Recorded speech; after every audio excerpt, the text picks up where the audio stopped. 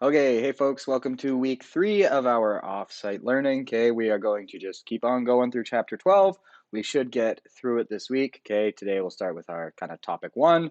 We'll be on page 17 of the notes. Okay, we're kind of going to be revisiting current carrying conductors, so charges within a conducting wire in an external magnetic field.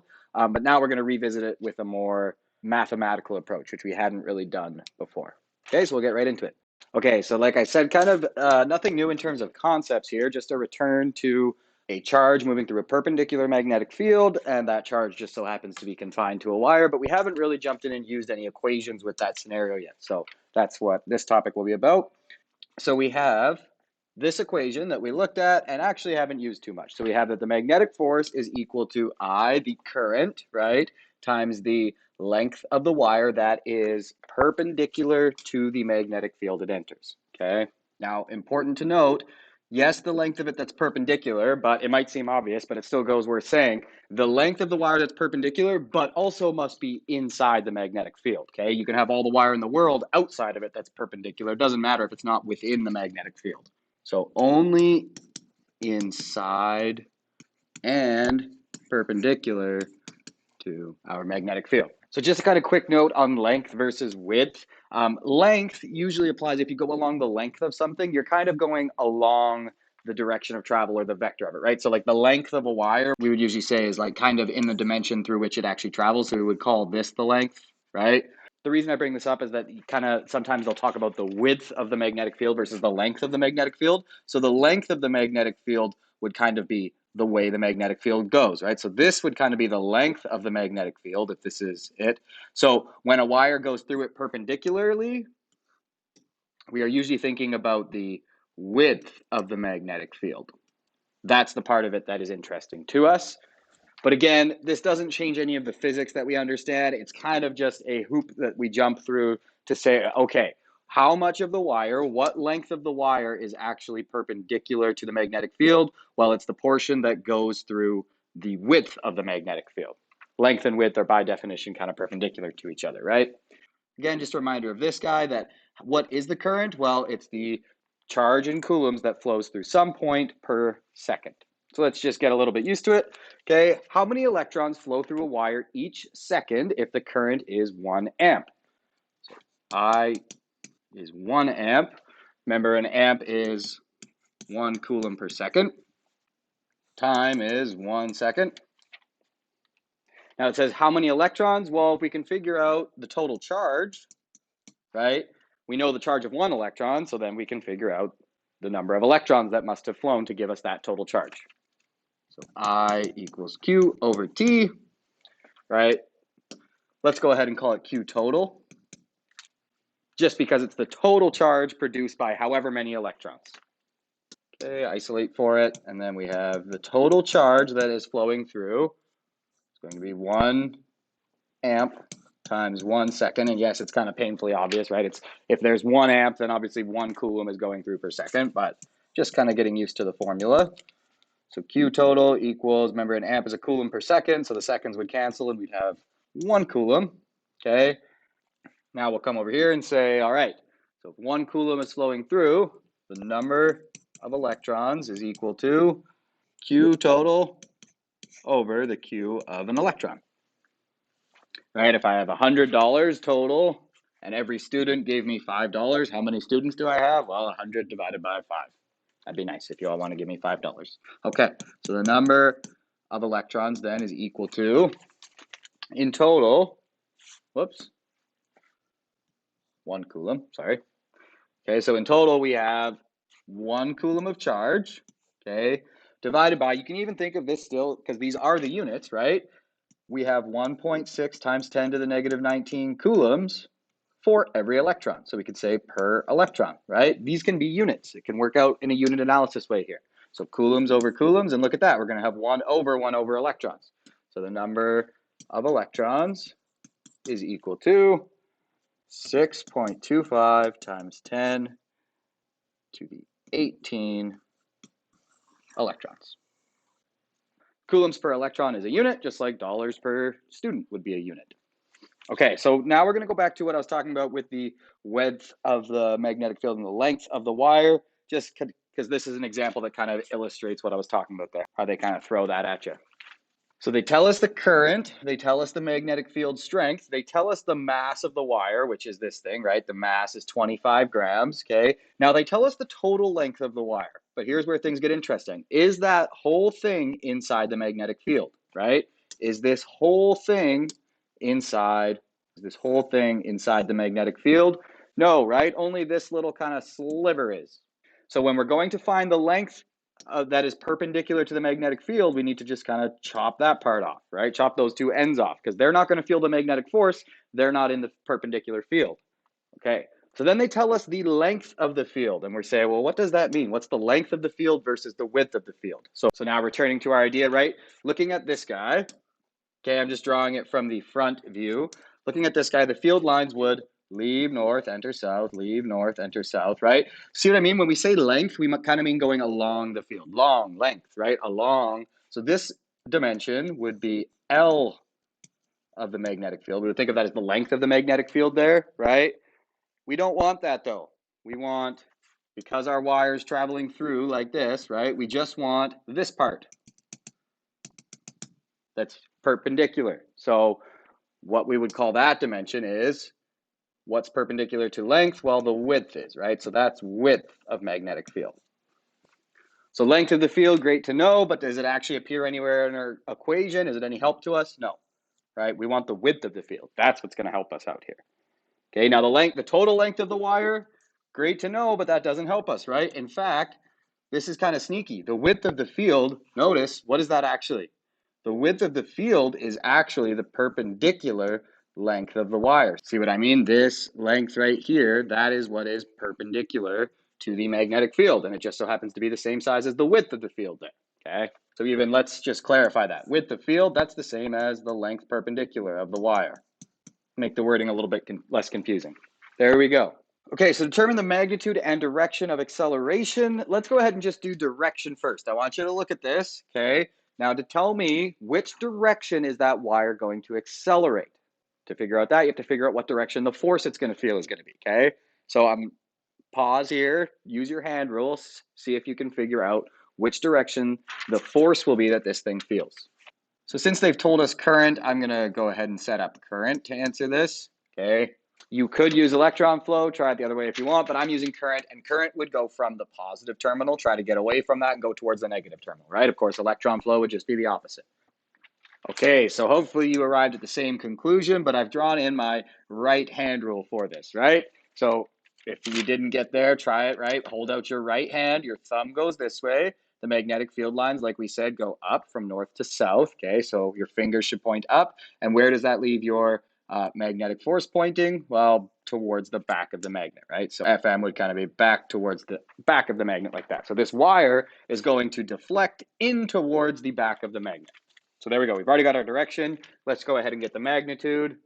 I honestly always find it easier to find the direction first, just so I can conceptualize what's actually going on here first, right? Whenever possible, I like to contextualize my number before I go ahead and get a number. So since we kind of did this already, let's just quickly do this. Actually, explain how to determine the direction. Well, how do we determine the direction?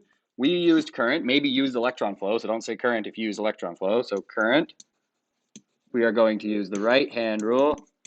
And we'll use the third one, right? Because we're dealing with an external magnetic field, a current, and a magnetic force. So what do we do? Sum in direction of the current. Fingers in direction of external magnetic field. And so then our palm shows direction of the resulting magnetic force. So if we were to draw a free body for the wire, say we're looking down the wire from this angle, okay, so our eye is kind of where our hand was in this picture. If we want, we could even say, okay, there's a current in, okay, it's not a force, but it helps us just get a hold of what we're looking at. So what forces are acting on this? Well, we've worked out the magnetic force from that perspective would be off that way, right? What else is going on here? Well, it has mass, so it feels a force of gravity. Why doesn't it fall? Well, it's being held up by those little suspenders, right? So a tension force. Okay, now let's get an actual number. So where do we start? Well, the magnetic force is going to be equal to the current times the perpendicular length of the wire, which we said would actually be the width of the magnetic field, right? Now, it didn't ask for a force, it asked for an acceleration, but remember, right? Net force, yes, but in this case, since the tension and the gravity cancel each other out, the net force kind of is the magnetic force, and every net force is a mass times an acceleration. So, hey, we've got ma equals ILB. So the acceleration of this wire will be equal to current times the length of the wire that's perpendicular, which is really just the width that it passes through here, right? Only that part of the wire is perpendicular to the magnetic field. So that's 1.3 centimeters. And the magnetic field strength is 0.130 Tesla. All divided by its mass. Be careful, that's in grams, so divide by 1,000. And I got that the acceleration was, to 2 sig digs, 0.16 meters per second squared. What do we say for direction? Well, good enough is to just say towards back of magnet. Let's just do a quick unit check on this because we got the time. Hey, we're on a test. It's a free way to check our work. We might as well, okay? So let's just do a quick unit check. Unrelated to this question, but this is where I have room. So what do we have? We have amps times meters times Tesla divided by kilograms. And we're hoping that that's equal to meters per second squared, right? Because that's an acceleration. Okay, let's see. So we've got amps. We know amps are a coulomb per second times a length in meters times a Tesla. Do you remember what a Tesla is? Well, if you work it out, okay, it was a kilogram per coulomb second, all divided by kilograms. And now we go to cancel town. So coulombs over coulombs. See you later. Seconds times seconds. Okay, so those are going to get squared. But kilograms over kilograms. Oh, this is looking good. What do we got? We got meters over.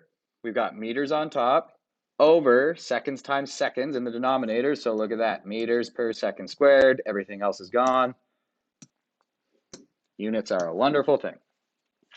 Okay, so before we jump into this next example, I just have a note on this. This apparatus, it would work, but it's kind of shown to you wrong. So imagine this whole thing kind of rotated 90 degrees that way so that it's sitting on this side here. Okay, so like if we put the table here and we turn our head sideways, this would work. Okay, the way they have it, it kind of wouldn't. You'll see why when we go to do it. You'll see why when we actually go to do it, okay? But you'll have to just imagine that this whole thing is turned sideways. Because as it is here, it wouldn't support the way it was supposed to. I think that is what they intended, but for some reason, this picture is this way. So I'm just going to really quickly redraw it from the angle that we kind of need to think about it as. Wow, can you believe I drew that by hand just now? Pretty good. Okay, so the idea here now, what changes is that before, which way would gravity pull it if this was actually how it was sitting? It would pull it down like that, right? As you can see, if you want to play around with your hand rules, there is no way for the magnetic force to support it against gravity if you go that way. So the apparatus is kind of meant to be used this way. So that gravity would kind of make this droop downward like a limp noodle, okay, like that, like a drawbridge, when the magnetic force is not there to support. All right, so a 23-gram wire is balanced in this magnetic field of 0.35 Tesla, 15 centimeters wide. The power supply is on so that the wire is balanced. What does that mean? Okay, because they keep throwing around that word balanced, and they really should say against gravity. So realistically, the picture of the apparatus isn't necessary, but it does kind of help clarify, unless in this case where we had to rotate it, because this doesn't really work. So the power supply is on so that the wire is balanced, and a student claims that the current causing this is 43 amps. This is actually the exact type of equipment that Ampere, who the amp is named after, okay, used to develop this equation, Fm equals ILB. So essentially, use the magnetic force to balance against the magnetic force. And once you've done that, since you know the thing's mass, you always know the force of gravity, essentially. So once you find the point at which those two are equal, you can figure out, okay, what other variables does it depend on? This is a lot like, you might be getting flashbacks to Millikan's experiment, right? What did he do? He balanced the electric force against the gravitational force. So gravity is a useful tool for us because as long as we know something's mass, we can kind of know the force of gravity it's going to feel and then balance other forces against it to work out what variables are influencing that Fm and how much they influence and what the relationship is, right? So this one's kind of given us the answer and asked us, is it a good answer? So evaluate their result, include a free body diagram and a physics principle. So let's start with a free body diagram. So if we are this wire, why are we not drooping? Why are we balanced? Because gravity is pulling us down. So there must be something not allowing us to fall.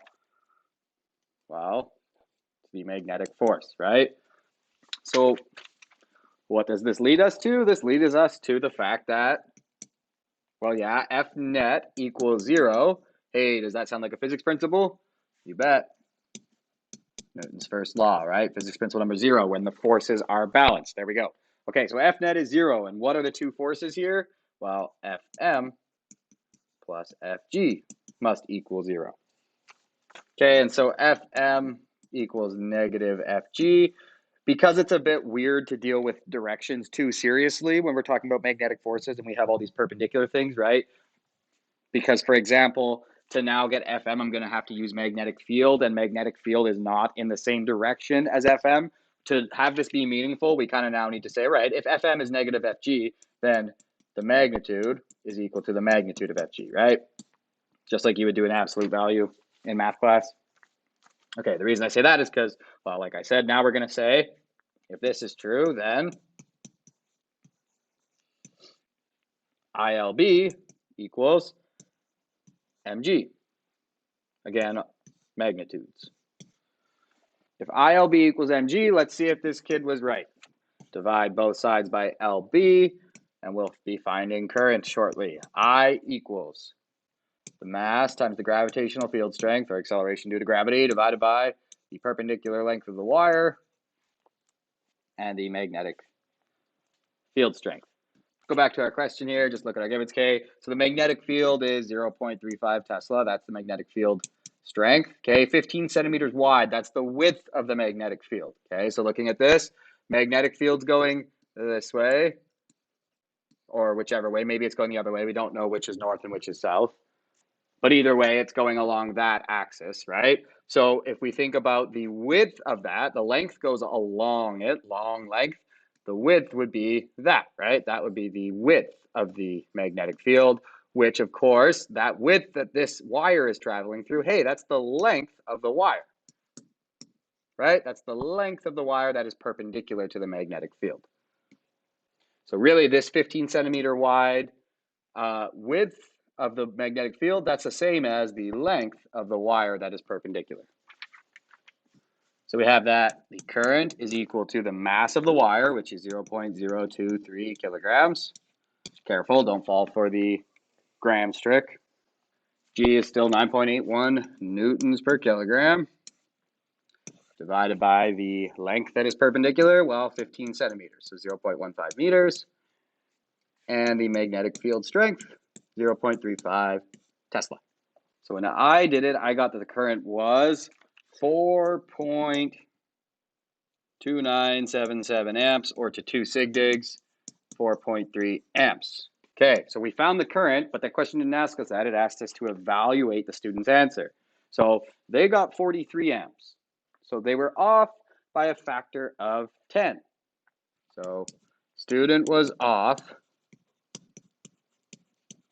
by a factor of 10.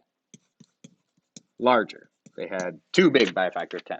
I look at this, okay, I've marked a few things in my day. When I look at this, I'm thinking probably the student made the common mistake of, when converting grams to kilograms, dividing by 100 instead of dividing by 1,000. That's the first thing that jumps out to me.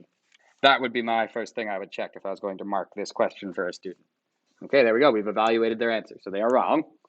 So they are wrong, but probably for a Science 10 mistake, not a Physics 30 mistake, looks like. Okay, in the last question, if the current were tripled, what would be the resulting acceleration of the wire? Include a free body diagram and a physics principle. So let's just think about first, what if the current were tripled? Well, the force magnetic would be equal to still IL times B. So if we triple the current, right, we are going to triple the force. So I just say that so we can think about our magnetic field. Because if they were balanced before, well, now the magnetic force should be about 3 times as large as the gravitational force, right? Now sorry, did I say field? I meant magnetic force. The magnetic force should be about 3 times as large as the gravitational force. Okay, so to get the acceleration, well, the acceleration equals F net over m, which, what are the net forces acting on this thing? There is the force of gravity plus the magnetic force, all divided by the mass of the wire. Let's just go ahead and define some directions really quick here. We will make towards the top of the page up be positive, down towards the bottom of the page be negative. So then we have the acceleration is equal to Fg will be mg, g is going to be negative when we put it in, okay, plus ILB, and we're just going to leave that whole term positive because Fm is positive, right? It's towards the top of the page. All divided by the mass of the wire. So the acceleration is equal to mass of the wire, 0.023 kilograms. And because we're defining down as negative, that's the way G would go, the gravitational field. So negative 9.81 newtons per kilogram plus ILB, the current we just found. Good thing we wrote down some extra sig digs, 4.2977 amps. The length perpendicular is the width of the magnetic field, so 15 centimeters. And the magnetic field strength is 0.35 teslas. Again, we're going to leave that whole thing positive because we've defined up as the positive direction. Divided by the mass of the wire. So when you plug that all in, I got the acceleration would be equal to 19.62 meters per second squared, or 2 sig gigs, and with a direction, 20 meters per second squared. And we really can say up, right? Because looking at our apparatus, if it were done properly, that would be up. Okay, now bonus question for you. Use your hand rules. Let's say I drew this right, and this is the direction of the magnetic field. So this is north, this is south, and that really is the magnetic field direction. What has to be the positive terminal and the negative terminal? Where do negative charges need to be flowing to go, or where do positive charges need to be flowing from and to support this against the wire? Okay, I'll give you, okay, that's kind of my bonus deeper thinking. See if you can figure out which of these is positive, which of these is negative. If I'm correct about this being the magnetic field. What I ended up getting, if you want to check your work, is that would have to be the electron flow, which of course means current would have to be going that way, which would make this the negative terminal and that the positive terminal.